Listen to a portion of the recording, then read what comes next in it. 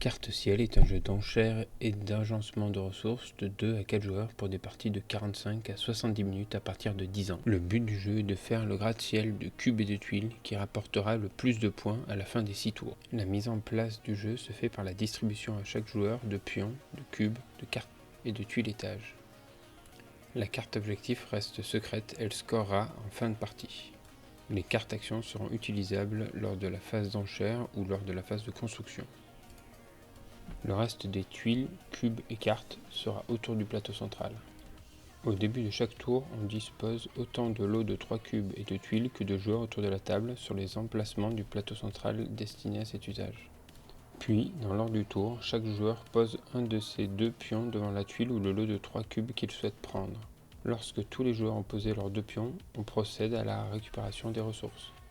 Si un joueur est seul sur un emplacement, alors il le récupère. Mais si 2 joueurs sont sur le même spot, alors une enchère commence.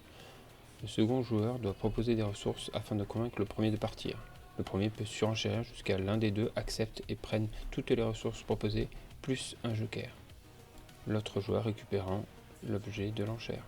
Chaque joueur construit simultanément son étage en positionnant sa tuile et les cubes de la bonne couleur sur chaque quart de tuile. Si un joueur n'a pas la couleur nécessaire, il prendra un cube joker et aura un malus. Chaque joueur compte les points que lui rapporte son étage en fonction de la valeur des cubes posés. Chaque couleur utilisée voit sa valeur baisser de 1 et la valeur des couleurs non utilisées augmente. L'ordre du tour devient l'ordre inverse de la piste de score. Chaque joueur pioche une nouvelle carte action, maximum 2 en main, et on recommence le même tour 5 fois.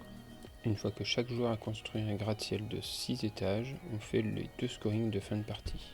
Verticalement, chaque colonne d'au moins 3 couleurs identiques rapporte des points, chaque couleur n'est scorée qu'une seule fois, par joueur. Si les objectifs individuels des joueurs sont réalisés, une suite de couleurs verticales, ils prennent 15 points supplémentaires. Et au total, celui qui a le plus de points remporte la partie.